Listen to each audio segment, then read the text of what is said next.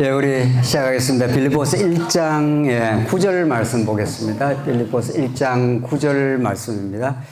제가 읽겠습니다. 내가 기도하노라 너희 사랑을 지식과 모든 총명으로 점점 더 풍성하게 하사 너희로 지극히 선한 것을 분별하며 또 진실하여 허물 없이 그리스도의 날까지 이루고 예수 그리스도로 말미암아 의의 열매가 가득하여 하나님의 영광과 찬송이 되기를 원하노라. 우리 첫 시간 복음의 그 원리적인 측면에 대해서 우리 구약 근거를 통해서 또 이제 신약 그리고 이제 빌립보서 바로 앞에 있는 에베소서를 통해서 이제 압축적으로 우리가 한번 확인했습니다. 왜냐하면 우리가 이미 빌립보서 우리 지난 첫 시간에 확인한 대로 사도 바울이 너희를 생각할 때마다 참 하나님께 감사한다 하는 그 이유가 너희들이 첫날부터 이제까지 복음을 위한 일에 참여하고 있다. 사도 바울과 빌립보 교회 관계가 무슨 인간적 관계가 아니라는 거죠. 뭐 내가 너희를 도와줬다, 뭐 너가 나를 뭘 해줬다, 무슨 정치적 관계, 경제적 관계, 뭐 이렇게 사람이 있을 수 있는 거죠.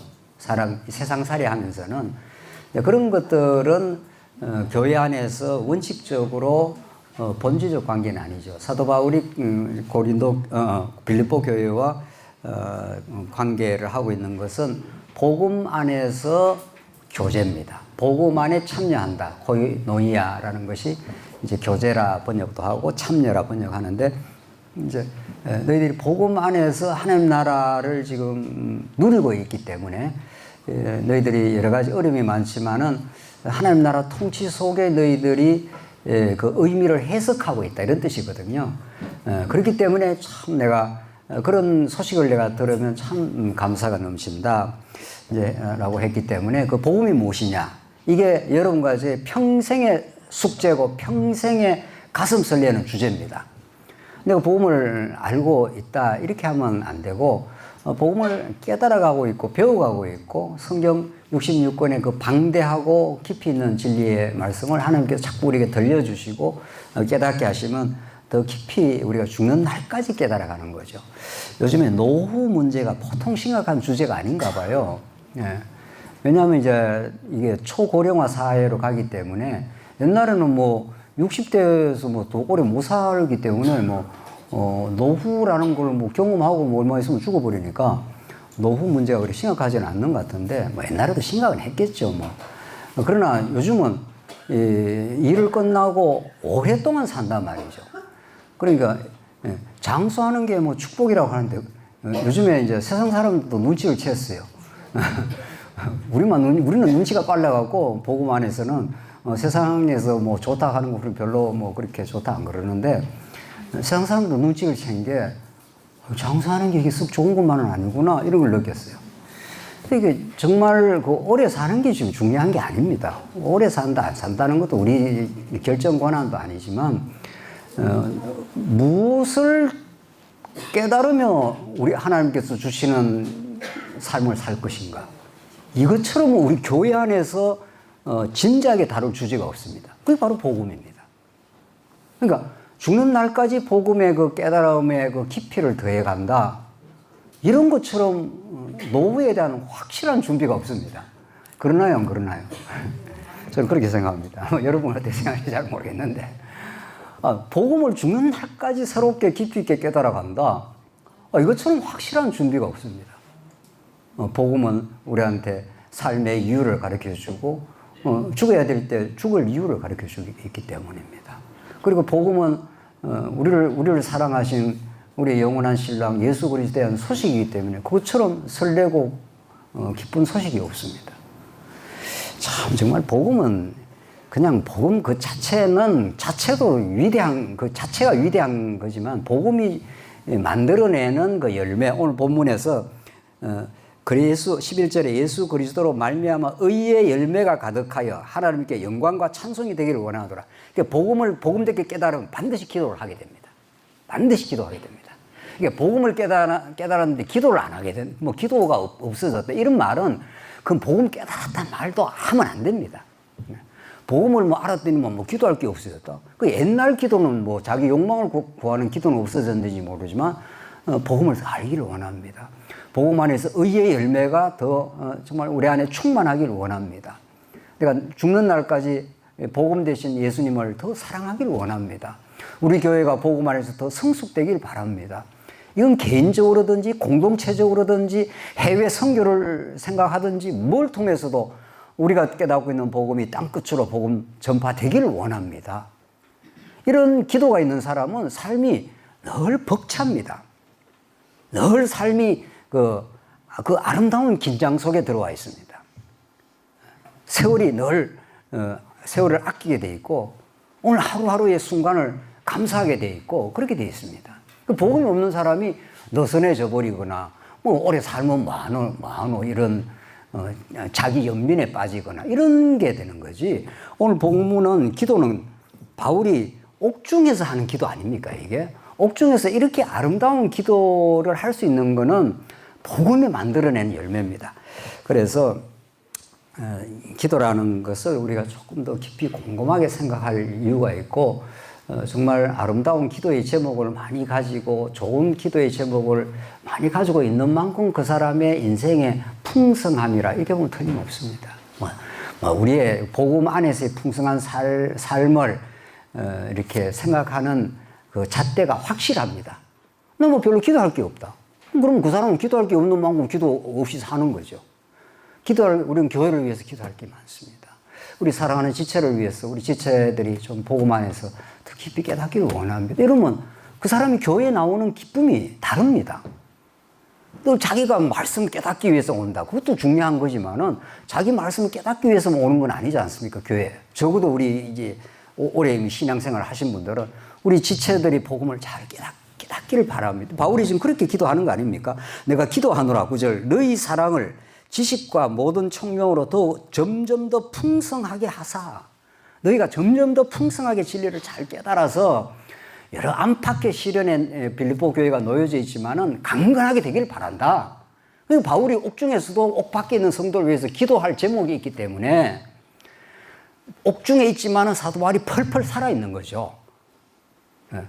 쇠사슬에 발은 묶여는 있지만은 그의 그 심령은 매이지 않았다. 그랬단 말이죠. 이런 바울의 기도, 바울의 이제 고백이 나올 건데 점점 정말 이거는 복음에 사로잡힌 하나님의 사람의 모습인데 12절 보십시다.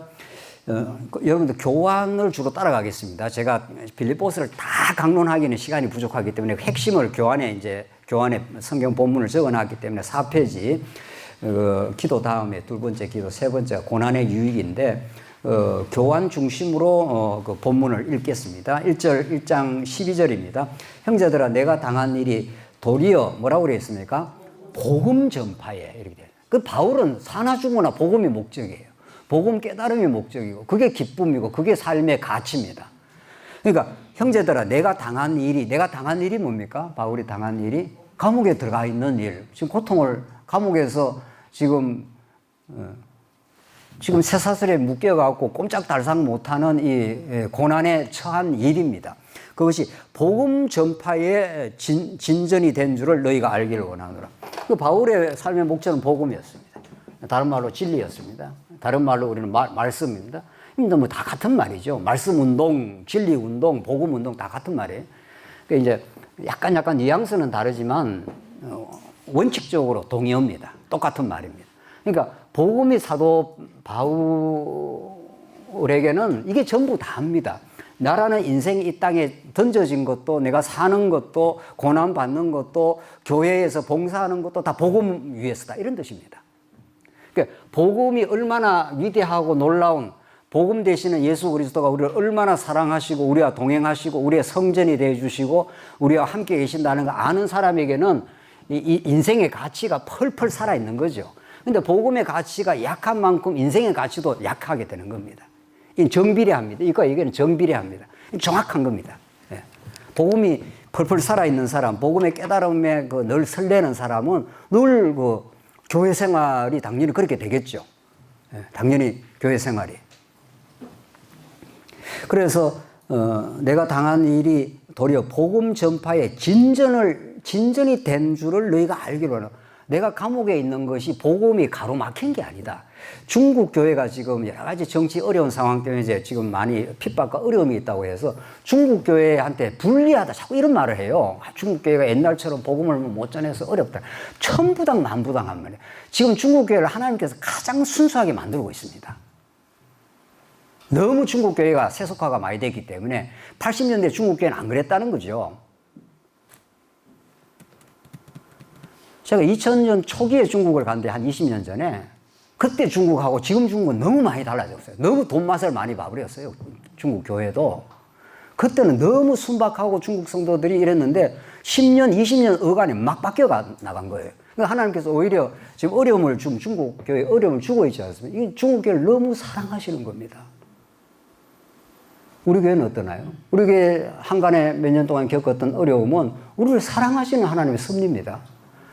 어려움이 있어서 이랬다 저랬다 뭐가 잘못했다 그거 다 빈소리예요. 하나님께서 우리를 어려움을 준 것은 우리를 사랑하사 우리를 더 하나님을 바라보게 하시고 진리를 더 사모하게 하시는 하나님의 거룩한 뜻이었습니다. 이거 아멘이 되십니까? 정말 우리는 그렇게 성경에서 그렇게 말하고 있지 않습니까? 이 성경에서 그렇게 말하고 있는 거죠. 내가 당한 일이 도리어 했지 않습니까? 복음 전파에 진전이 된 줄을 너희가 알기를 원하노라. 이러므로 나의 매임이 내가 지금 옥중에서 매여 있는 일이 그리스도 안에서 모든 시대의 안과 그 밖의 모든 사람에게 나타났으니 형제 중 다수가 나의 매임으로 말미암아 사도 바울이 옥중에 매여 있습니다. 고통을 지금 겪고 있습니다. 고난을 겪고 있는데 그 고난으로 말미암아 주 안에서 신뢰함으로 겁없이 하나님의 말씀을 더욱 담대히 전하게 되었느니라. 바울이 너무 편안하게 복음을 전하면은 담대함이 안 생길 건데 그 같이 있는 동역자들이 바울이 하나님께서 사랑하는 바울이 고난을 겪는 거 보니까 우리도 뭐 고난 겪을 수도 있겠구나 해서 더 담대해져 버렸다는 거예요. 그 동역자들이 너무도 정상적인 그 신앙생활인 거죠. 어려움 때문에 우리 신앙이 약해졌다. 이런 말은 빈말인 거죠. 어려움이 오면 올수록 우리 신앙이 더 담대해지고 더 하나님을 바라보게 되고 더 절절하게 되어졌다. 지금 바울은 지금 그 말을 좀 하고 있는 중이죠. 그래서 고난이 유익한 겁니다. 고난은 결코 우리한테 불리하지 않습니다.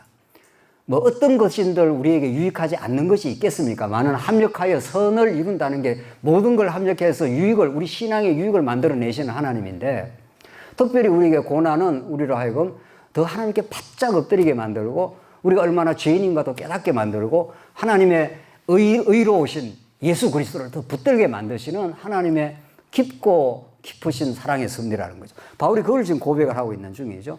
그러고 나서 바울은 이제 그 고난의 유익을 말하고 복음에 합당한 생활, 이게 이제 빌립보스의 주제 아니었습니까?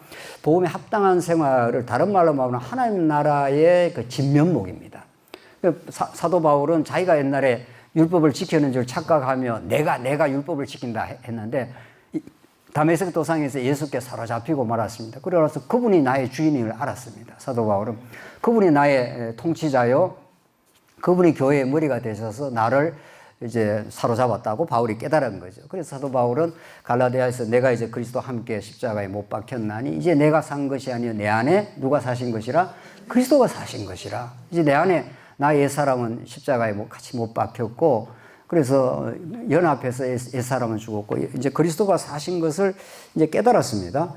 그러고 나서 바울은 이전의 삶을 정리하게 되었고 이제 바울이 정리한 게 아니고 복음의 능력이 이전의 삶은 자기 유익과 자기 영광을 위해서 살았던 삶을 십자가에 못 박았다는 걸 깨닫고 이제 전격적으로 바울이 이렇게 살아가다가 이렇게 방향을 튼 거죠. 이렇게 살던 내가 하는 이 자기 중심적 삶에서 이제 하나님 중심 혹은 예수 그리스도 중심의 삶으로 방향을 튼 걸 회개라 그러지 않습니까? 메타노니아. 완전히 삶이 가치가 틀어졌다. 그대로 하나님 중심으로. 그러니까 우리는 이렇게 가고 있는 중입니다. 가끔씩 일로 땡기죠. 가끔씩 땡깁니다. 그러니까 이스라엘 백성들이 애굽에서 나오긴 나와서 가다가 힘들면 이스라엘 백성들이 뭐라고 그랬습니까? 야, 이 모세야, 어디로 가고 싶다고 그랬습니까? 애굽으로 가고 싶다. 이 애굽이 적응이 돼 있거든요. 이 적응된 익숙한 대로 가고 싶은 거예요. 이거는 새로운 길이고 여기는 도처에 고난이 있고 이렇습니다. 그러니까 이게 힘드니까 아이고 나는 뭐 옛날 삶이 좋다. 질퍽대는 삶입니다. 이거는 정말 죄악 가운데 질퍽대는 삶이 좋다라고 이제 가고 싶은 사람이 들어있는 모양인데 누군지는 몰라도 우리는 이쪽으로 진짜 가고 싶은 거죠. 이쪽으로. 그래서 이제 사도 바울이 이제 이제 거룩의 길을 가게 됩니다. 이게 이제 거룩이고 이게 이제 세속입니다. 세속적 가치 혹은 속됨, 모든 인생사의 중심에 자기를 두고 자기를 뽐내고 자기를 드러내고 자기를 자랑하고 이런 타락했던 옛사람이 십자가에서 옛사람을 죽이고 이제 거듭난 새로운 삶은 하나님의 은혜를 누리게 되고 예수 그리스도 아는 지식의 고상함을 우리가 맛보게 되고 그것이 우리 삶을 이끌어가는 표대가 되고 또 우리의 삶의 목표가 된 거죠. 이게 이제 이스라엘 백성으로 말하면 거룩한 백성을 삼아 주셨다 이런다. 거룩이라는 것은 세상과 절대적으로 구분되는 가치입니다. 자, 그렇게 이제 된 삶을 빌립보서 용어로 말하면 복음에 합당한 생활 이렇게 말합니다. 합당하다는 건 복음의 가치에 부합하는 생활 이런 뜻이란 말이죠. 그런 게 어떤 건가 한번 보십시다. 27절로부터 29절입니다. 오직 너희는 그리스도의 복음에 합당하게 생활하라. 또 복음 또 나오지 않습니까?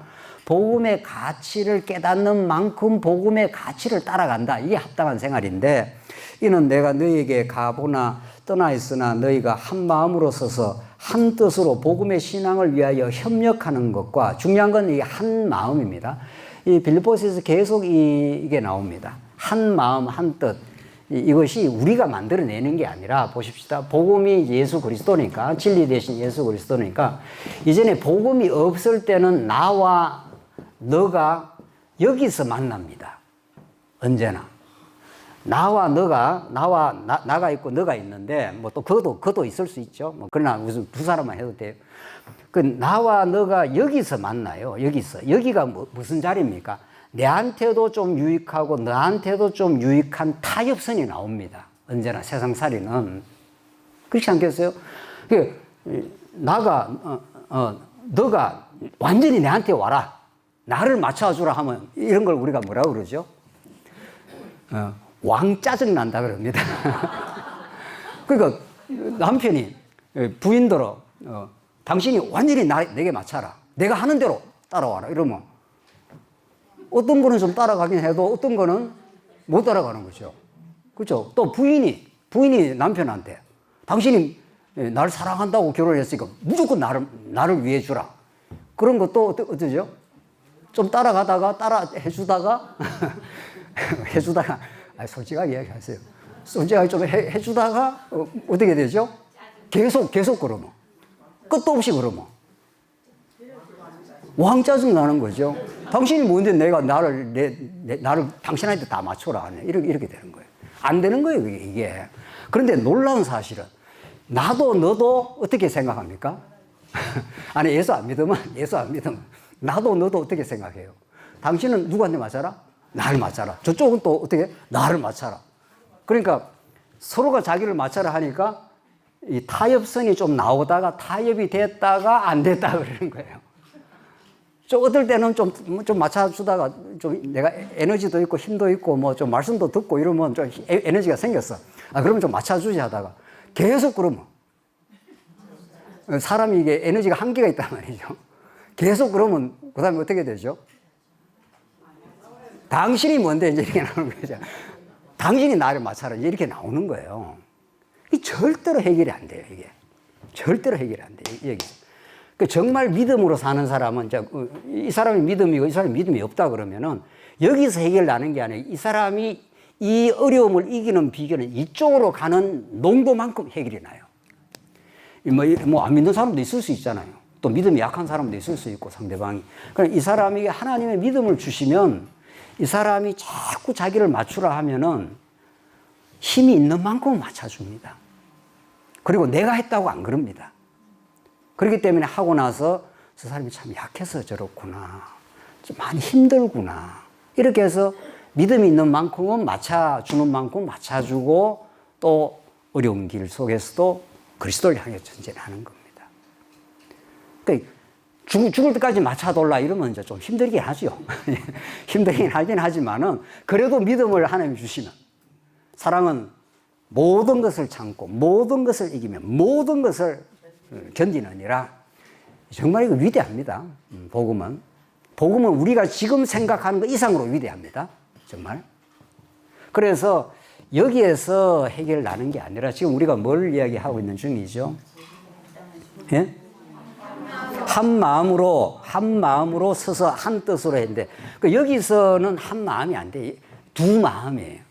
인간은 어쩔 수 없이 두 마음인데 여기서 한 마음이래. 그러니까 나도 그리스도를 사랑합니다. 그리스도의 사랑을 무한히 받고 그리스도가 내 삶의 목표가 되었습니다. 라고 하는 이 사람도 그리스도가 목표가 되었습니다. 그러니까 A라는 성도, B라는 성도가 우리 교회에 있지 않습니까? 그러니까 너가 내한테 맞추고 내가 너한테 잘해주니까 너 당신 내한테 잘해. 이래 갖고는 안 된다는 거예요. 인간은 잘해주는 만큼 더 반대 급부가 있어요. 인간의 이 참 연약성. 그래서 나도 주님의 사랑 속에 주님을 알고 나니 주님에게 영광을 돌리고 그분이 사랑하는 지체를 나도 순수하게 보상을 기다리지 않고 정말 사랑하게 되었습니다 하면서 이쪽도 이쪽으로 가고 이쪽도 이쪽으로 가면은 여기서 이제 한 마음이 이루어지는 거죠. 이게 성경이 가르치는 바입니다. 그래서 정말 한 마음으로 서서 한 뜻으로 복음의 신앙을 위하여 협력하는 것과 그러니까 이게 첫 번째 이제 복음에 합당한 생활이에요. 우리 교회가 복음이 지켜지고 복음이 우리 교회 어린 청년들에게 우리 교회 학교 아이들에게 복음이 전파되는 일이 참 소중하다. 또 그리고 우리 땅끝을 향해서 복음이 전파되는 소중하다. 그러면 우리가 그쪽으로 마음이 모인다는 거예요. 그쪽으로. 그렇죠? 그래서 우리가 하나님이 주신 귀한 물질 가운데 우리가 연보를 하는 것도 우리 교회가 이렇게 복음을 위해서 우리 세대적으로는 젊은 세대나 어린아이에게 복음이 전파되고 공간적으로는 우리 지경을 넘어서 중국으로 인도로 이렇게 공간적으로는 복음이 넘어가기 위해서 우리가 힘을 모으는 이런 협력하는 일에 우리가 마음이 모인다는 겁니다. 한 마음이. 그렇죠? 이쪽으로 마음이 모이게 돼 있어요. 그러니까 인간은 마음으로 사는 존재인데 마음이 이쪽으로 모이면은 우리 전부가 이제 목표가 아주 단결이 되는 거죠. 복음에 딱 마음이 모이기 때문에 그러면 전체 교회가 그쪽으로 움직여 갑니다. 이제 믿음이 좀 약하거나 아직 이제 처음 와서 예수를 잘 모르거나 이런 사람들까지 막 우리가 데려가려고 하면 안 된다는 거예요. 전진하면 됩니다. 앞에서 계속 복음이 복음대로 전파되고 이제 먼저 오래 신앙생활을 하시고 또 그렇게 교회에서 오래 봉사를 하시고 한 분들이 점점 전진을 하면은 그런 길로 교회는 방향이라고요. 방향이 중요하지 얼마나 갔느냐 얼마나 우리가 열심히 하느냐 이게 중요하지 않아요. 그건 하나님 주시는 열심이 있는 것이고 그 방향이 정확하게 가면은 그 협력하는 일. 두 번째 보십시오. 협력하는 것과 무슨 일에든지 대적하는 자들 때문에 두려워하지 아니하는 이 일을 듣고자 함이요 했지 않습니까? 그러니까 복음에 충실하게 되면은 대적하는 자들이 있어요. 복음은 언제나 대적하는 자들이 나오게 돼 있고 우리 에스라 느헤미야에서 공부한 대로 성전을 지으려 하면 방해꾼들이 나옵니다. 방해 세력이 산발락과 도비야 이런 방해가 나오는데 방해가 나온다고 두려워하지 않는다는 겁니다. 방해 때문에 막 좌절해버리고 아이고 복음 못 전하겠다라든가 교회가 이렇게 힘들어서 어떻게 교회를 세워가겠냐라든가 이렇게 안 한다는 겁니다. 어려움이 생겨도 그 어려움이 우리를 더 예민하게 돌아보게 하는 일이고 더 하나님 의지하라고 그러지. 이렇게 자꾸 전진하는 사람들이 정말 든든히 서갈 때 특별히 우리 교회에서 우리 중직자들, 우리 장로님이나 우리 권사님들이 이렇게 든든히 서가면은 두려움 없이 이제 전진이 되는 거죠. 이런 것들이 이것이 그들에게는 멸망의 전거에 너에게는 구원의 전거니 이는 하나님께로부터 난 것이라 그리스도를 위하여 너에게 은혜를 주신 것은 다만 그를 믿을 뿐 아니라 또한 그를 위하여 뭐라고 되어 있습니까? 고난도 받게 하려 하심이라. 참 이걸 이제 우리에게 주신 하나님의 말씀으로 이제 받을 수 있으면 참 너무 복된 겁니다. 내가 예수 믿고 그냥 모든 게 형통하고 아프던 사람이 뭐 건강을 회복하고, 물론 뭐 예수 믿고 마음에 평강이 있어서 건강이 회복하는 게 나쁜 건 아니지 않습니까? 그건 뭐 그렇게 될 수도 있고, 좀 감사할 일이긴 하지만, 하나님께서 예수를 믿었더니만 원치 않는 고난이 오고 애매한 어려운 일을 당하게 되었다. 이때가 우리의 믿음을 테스트하는 시금석이 되는 거죠. 그 자리가. 하나님께서 이런 참 애매한 고난이 있습니다. 내가 원치 않지만, 이럴 때 하나님께서 나를 더 하나님을 바라보게 하시는 것으로 받아들이겠습니다. 우리 교회가 이런저런 원치 않는 시련도 겪었습니다. 이것이 우리 교회로 하여금 더 복음에 단단하게 붙게 하시고, 또 이 일을 통해서 우리가 생각지 않았던 더 복된 우리 신앙의 성장이 있기를 바랍니다. 이렇게 온 교회가 자꾸 그런 방향으로, 이게 성경이 가르치는 바이기 때문에, 예수 하나님께서 우리에게 은혜를 주신 것은 다만 그를 믿을 뿐 아니라, 믿는 것으로만 끝나는 게 아니라, 믿는 거는 뭐 가장 중요한 기초고, 믿고 성장하는 과정인데, 고난이 왔을 때 그걸 우리가 자꾸 받아 들이게 되고, 그게 우리의 신앙의 성장에 하나님이 하시는 일이라고 우리가 정말 깨닫게 된다면은, 정말 우리 교회가 이제 하나님께서 더 전진할 방향이 있지 않겠습니까? 오늘 이렇게 특별히 우리가 이렇게 오늘 1박 2일로 우리가 진지하게 말씀을 배우게 되는 이런 시간을 하나님 주신 거 아닙니까? 네. 또 그리고 여건과 마음을 하나님 주셔야 오늘 또 이 자리에 우리가 있는 겁니다. 예. 예. 예.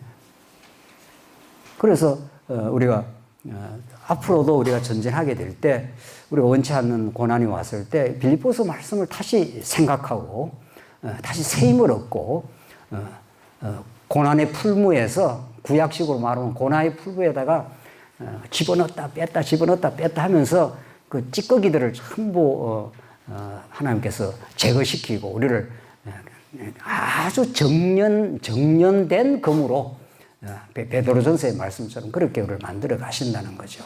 2장으로 넘어갑니다. 한 마음으로 이루어지는 하나님 나라 사역인데, 5페이지 2장 2절 한번 보십시다. 2장 2절 읽겠습니다. 마음을 같이하여 같은 사랑을 가지고 뜻을 합하여 한 마음을 품어. 참 보십시오. 이게 다 같은 뜻입니다. 이렇게 한 마음이 되는 게 중요하다는 건데, 마음을 같이하여, 이게 한 마음 아닙니까? 같은 사랑을 가지고 뜻을 합하며 한 마음을 품어 아무 일에든지 다툼이나 허영으로 하지 말고 오직 겸손한 마음으로 각각 자기보다 남을 낮게 여기고 각각 자기 일을 돌아볼 뿐더러 또한 각각 다른 사람의 일을 돌보아 나의 기쁨을 충만하게 하라. 바울이 이제 그 복음을 전해줬던 사람 아닙니까? 이제 바울은 이제 떠나갔고 빌립보 교회를, 또 바울은 지금은 옥중에 있습니다. 그러니까 바울은 이제 소식을 다 듣는 겁니다. 바울이 복음을 전했던 교회가 지금 어떻게 전진하고 있다는 것이 얼마나 궁금하겠습니까? 우리가 자식이 키워가지고 자식을 이제 뭐 시집장가 보내갖고 멀리 뭐 지방에 가거나 해외에 보냈을 때 그 자식이 어떻게 사는가 당연히 궁금한 거죠. 혹시 어려움은 없는지, 잘 지내고 있는지. 그럼 뭐 당연히 부모 심정이 그렇듯이 바울이 지금 그런 심정이에요. 그러니까 이제 돌아보니까 약간 이제 갈등이 있단 말이죠. 그리고 외부적인 시련도 있다는 거죠. 그래서 바울이 마음을 같이 하고 같은 사랑을 가지고 뜻을 합하며 한 마음을 품어. 이제 아까 분에 우리 설명한 것과 똑같죠. 우리가 이제 복음에 더 좀 충실하자. 복음으로 우리를 사랑하신 그리스도를 우리가 생각하자. 어떤 현실의 어떤 문제를 어떻게 자꾸 생각해서 이래야 된다, 저래야 된다. 우리가 현실적인 문제를 안 다루는 건 아니에요. 우리 교회에서 어떤 문제가 생겨요. 현실적인 어떤 과제가 있죠. 그걸 생각을 하더라도 그것이 거기에서 완전 해소되거나 그것 자체가 근본 의미가 아닙니다. 어떤 현실을 주시는 것은 이 현실을 가지고 자꾸 더 복음의 뜻을, 하나님을 더 배워가라는 단서로 주신 거라고요. 여러분과 저의 가정사에 어떤 일도 그렇습니다. 이게 목적이면 이게 궁극적인 목적이 되는 거죠. 일이 되면 내 인생에 가치가 있고 일이 안 되면 인생이 다 무너졌다. 여러분 그게 궁극적 가치입니다. 여러분과 저에게 예수가 없으면 어떻게 되죠? 예수가 없으면 없다고 가정을 하면 어떻게 되냐고요. 우리 인생이 어떻게 되는 거예요? 꽝이죠. 아무것도 아니에요. 뭐 살다가 그냥 죽는 거예요. 뭐 조금 더 살다가 뭐 조금 어떻게 잘 먹고 잘 살아 죽든지 뭐 못 먹고 못 살아. 그거 꽝이에요. 아무것도 아니에요. 예수가 없으면. 근데 이게 이제 근본 목적이 하나님을 경외하는 것, 영원히 하나님을 사랑하게 되는 것, 그분의 사랑 속에 사는 것, 이게 목적이면 사나 죽으나 그리스도가 존귀하게 된다. 바울이 딱 이제 그 말을 합니다. 사나 죽으나 하는 말이 막 나와. 이 사나 죽으나가 우리 현실에서 최종적 가치는 사나 죽으나예요. 우리가 사업이 잘 되나 안 되나는 사나 죽으나 보다는 어떻습니까? 좀 약한 거죠. 뭐 사업이 망했다고 해서 뭐 꼭 죽는 건 아니죠. 아니, 망하면 또 다시 새로 하면 되지 뭐. 김목사 사업 해봤어? 막 이렇게 나오면. 제가 사업은 안 해봤어도 우리 부모님이 사업을 해가지고 뭐 저보고 크게 좀 하다가 폭삭 망했어요. 이거 완전히 현실적으로는 어렵더라고요.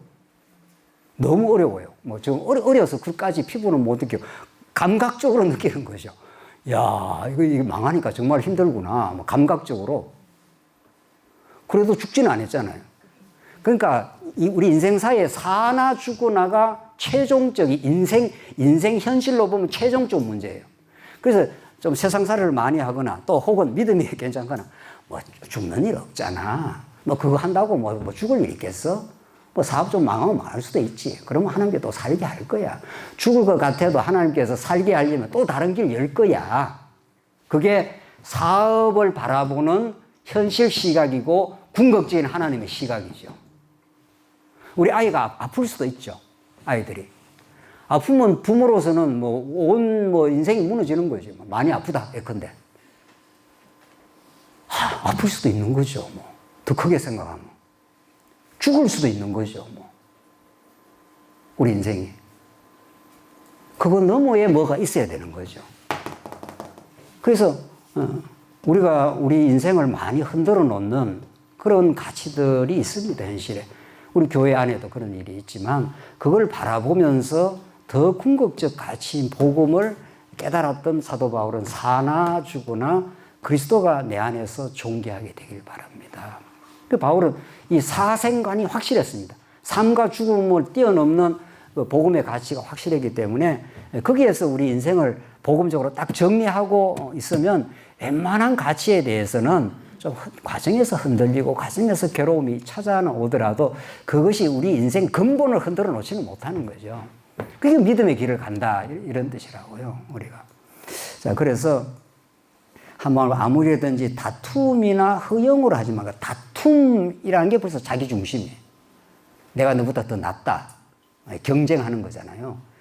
허영은 이게 내 삶의 어떤 가치보다 자기를 더 크게 만들려고 하는 것, 이게 허영이에요. 그렇죠? 근데 예수 안에서 자기 인생을 정리하고 있는 사람은 자기를 더 크게 만들 이유가 없어져 버렸습니다. 자기를 더 작게 만들 이유도 없습니다. 지금 하나님이 만들어 놓은 내 존재 자체가 하나님의 최고의 걸작품입니다. 더 이상 더도 없습니다. 이 진리가 우리 인생을 얼마나 우리 인생의 정체성과 내 삶의 존재에 대해서 얼마나 분명하고 확실한 그 해답을 주는지 모릅니다. 허영이라는 게 내가 이 정도인데, 예컨대 현실적인 조건이 이 정도인데 다른 사람 앞에서 자꾸 이렇게 더 크게 보이려고 하는 게 허영기가 있다고 그러지 않습니까? 허영기가. 그럴 이유가 없어요. 그러니까 허영기가 있는 만큼 자기 삶을 못 삽니다. 자기의 충실한 자기 삶을 못 삽니다. 허영기가, 이게 이제 예수 믿는 사람은 이게 자꾸 없어지니까 그냥 내 삶을 가장 소중하게 받아들이고 내게 주신 시간을 가장 아끼게 되고 그냥 자기 길을 뚜벅뚜벅 걸어가게 돼 있습니다. 다른 사람하고 비교하거나 다른 사람 잘났다, 못났다 이런 말들이 그런 그 허접한 이야기, 허접한 언어가 내 삶의 가치관에 끼어들어오는 것이 적어지는 거죠. 그만큼 자기에게 굉장히 충실합니다. 자기 자신의 삶에 굉장히 충실한 사람이라야 여력이 있고 다른 사람을 돌아볼 수가 있습니다. 언제나 다른 사람하고 비교하고 이런 사람은 그 허영기에 자꾸 자기 자신이 움직이기 이렇게 영향을 받기 때문에 다른 사람을 진지하게 돌아볼 여유도 없습니다. 여러분들 주위를 보고 우리 자신을 한번 돌아보십시오. 정확합니다. 성경이 이렇게 확실하게 복음이 무엇인가를 가르쳐 줍니다. 각각 자기보다 남을 낮게 여기고 이게 가능합니까? 우리 인간은 이게 가능합니까? 요거 꼭 거꾸로 합니다. 인간은 자기보다 남을 낮게 여기는 게 아니라 자기보다 남을 형편없이 보고 이런 거. 자기를 또 이게 전부 성령이 하시는 일이고 하나님 나라에 들어와 있고 또 더 중요한 거는 우리가 한 몸이라는 사실입니다. 지난 주일날 오후인가 우리 말씀 나누었잖아요.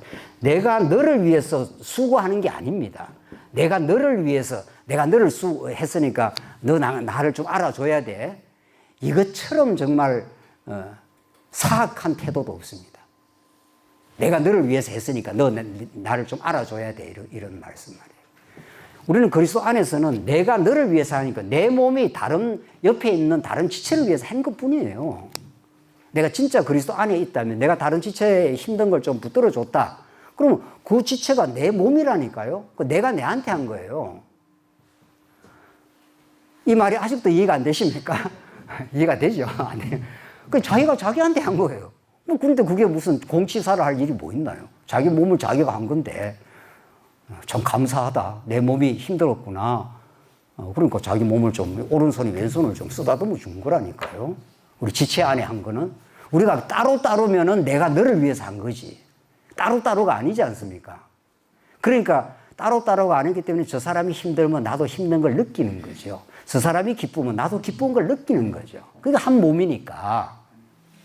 한 몸이니까.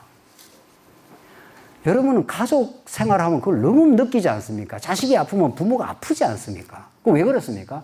제가 배 아파서 낳았으니까. 아버지들은 조금 느리다는 거 아니에요. 조금은 느려요. 아프긴 아픈데 엄마만큼 안 아픈 거지. 왜냐하면 자기 몸 안에서 나왔으니까. 자기니까 그게. 그리스도의 몸이 된 교회라는 게 그런 비밀을 가지고 있다는 겁니다. 그러니까 우리가 세상에서 생각하는 나, 너 이런 것도 아니에요. 우리가 쓰니까 나라고 이제 이해하기 쉽게 나누라 썼지. 지체 A, 지체 B예요. 지체 A, 지체 B고 머리는 하나밖에 없지 않습니까? 우리가 한 몸이지요. 그러니까 이걸 우리 교회 생활에서 터득하고 깨닫고 우리 다른 사람이 힘들어하면 같이 힘들어하고 다른 사람이 울면 같이 울어주고 다른 사람이 기쁨이면 우리의 기쁨이 되고 이런 걸 이 땅에서 우리가 느끼게 되면 천국 가면 진짜 천국 가면 놀라운 일이 일어나겠구나 정말. 이렇게 우리가 천국을 감지하고 천국을 소망하고 이 땅에서 천국을 누리면서 그걸 부분적이나마 우리는 그래도 그런 걸 깨달으면서 살게 되는 것이 오늘 본문이 다 그런 하나님 나라의 거룩한 하나님 나라의 모습을 보여주고 있습니다. 그래서 각각 자기보다 남을 낮게 여기고 각각 자기 일을 돌아볼 뿐더러 또한 각각 다른 사람의 일을 돌보아 나의 기쁨을 충만하게 하라. 그러니까 그렇게 믿음 안에 살아가는 사람은 자기 일만 돌아보는 게 아니라 뭐라고 했습니까? 각각 다른 사람의 일도 돌아볼 여력이 생긴 거란 말이죠. 그 믿음 안에서 하나님 안에서 마음의 안식과 감사가 있는 사람, 이 사람이야말로 진정한 의미에서 다른 사람을 돌아볼 이제 여력이 생긴 겁니다. 그게 하나님 주신 그리스도의 마음이라 그러고 우리 이제 오늘 여기까지 해야 되는데 다음 시간 이제 본격적으로 우리 마지막 한 시간 남은 그것이 그 한 마음으로 교회에 섬기게 되는 원천이 있습니다. 이게. 여기 우리가 이제 이 사람도 이쪽으로 가서 이 사람도 이쪽으로 가면 우리가 한 마음이 되고 우리가 다른 지체가 너와 너가 따로가 아니라 한 몸이라는 걸 느끼게 되는 그걸 만들어내는 동력, 그 원동력, 그렇게 우리가 교회 생활을 할 수 있는 그 힘이 어디서부터 나오느냐는 거예요. 어디서부터. 그걸 사도 바울이 2장에서 이 유명한 사도 바울의 2장 몇 절이죠? 2장 5절로부터 11절까지 나오는 이 그리스도의 마음, 그것만 읽고 오늘 끝내죠. 5절 보십시오. 너희 안에 이 마음을 품으라 곧 그리스도 예수의 마음이니 했지 않습니까? 너희 안에 이 마음을 품으라 하는 것은 우리의 타락했던 옛 마음이 아니라 이 말입니다. 그렇죠? 타락했던 마음, 우리가 아담 요거 설명하고 좀 끝내겠습니다. 아담 타락했던 마음은 이게 이제 죄로 말미암아 아담이 타락을 했습니다. 타락을 해서 죄 가운데 떨어졌고 뒤에 사단이 우리를 지배하고 있습니다. 옛사람, 옛날에는 사단의 권세 아래 사단은 인간을 끊임없이 하나님과 같이 되라고 부추기고 있는 중이죠. 자꾸 사단이 우리에게 욕망을 부추깁니다. 너 잘났어. 너 하나님과 같이 너 뭔가 할 수 있어. 너 왜 못 났어? 다른 사람보다 더 잘해봐. 계속 부추기는 거예요. 그 부추김에 계속 놀아나게 되는 것을 타락한 옛 마음. 이 마음에다가 새 언약이라는 게, 그러니까 아담 타락 이후 모든 인류가 이런 마음을 가지고 있었다는 거죠. 그런데 하나님께서 아무리 거룩한 율법을 줘도 이걸 지켜낼 능력이 없어요. 율법은 하나님 사랑과 이웃 사랑의 하나님 나라의 법이란 말이에요. 율법은 거룩한 겁니다. 아주 좋은 겁니다. 너무 거룩하고 좋은 건데 이 타락한 마음을 못하니까 이제 새 언약을 주셔서 새 마음을 주시겠다. 이제 전에 줬던 법과는 달라서 이제 진리를 너희 마음에다가 새겨주겠다. 이게 새 언약입니다. 그러니까 진리가 우리의 몸에 새겨진다, 이런 뜻입니다. 진리가 이렇게 우리가 이제 성경을 배우기 때문에 성경을 가지고 이렇게 공부는 하지만은 이 성경이 이렇게 우리 몸 밖에 있으면 이게 진리가 됩니까? 안 됩니까? 안 되는 거죠. 내한테는 진리가 안 되는 거예요. 성경에 뭐 그냥 성경이 진리 밖에, 이 성경의 진리가 어디에 들어옵니까? 내 마음에 들어옵니다. 마음에 그리스도의 마음으로 정착이 딱 되어버리면 내가 이제 그리스도처럼 살게 되는 거죠. 그리스도를 닮아가게 된단 말이죠. 그리스도는 어떻게 이 땅을 사셨습니까? 그는 능력 많으신 분이지만 하나님과 동등됨을 취하지 아니하고 이 땅에 찾아오시고 죽기까지 십자가에 복종하셔서 여러분과 저를 죄 없다고 해주려고, 그 무거운 짐을 벗겨주시려고 자기가 무거운 짐을 지고 그 율법의 저주를 받아 죽었지 않습니까? 그게 그리스도가 이 땅에 와서 하시는 일이고 그리스도의 마음이죠. 이 마음이, 그게 진리입니다. 그 진리가 우리 마음에 찾아오면은 옛날 이런 마음, 사단에게 의해서 충동질 당하는 이런 마음, 자기를 드러내고 자기를 자랑하고 내가 했다 그러고 이런 마음이, 그 마음이 우리 인간에게 모두가 있어요. 모두가 있습니다. 제가 그러잖아요. 제가 글을 많이 쓰는 편이니까 글을 써갖고 논문을 내고 뭐 글을 써서 내면, 뭐 논문 주제가 뭐 새 언약에 대해서 어쩌고 저쩌고 하면 그 다음에 이제 그걸 누가 썼다는 게 있어야 되잖아요. 그래. 1900 몇 년에 김아무개 쓰면 이게 논문이 나오면 그 논문 주제가 들어오는 게 김아무개가 확 튀어나와요. 김아무개가 눈에 확 들어오니까요. 아, 이 사람, 이 위대한 사람이 글을 썼구나.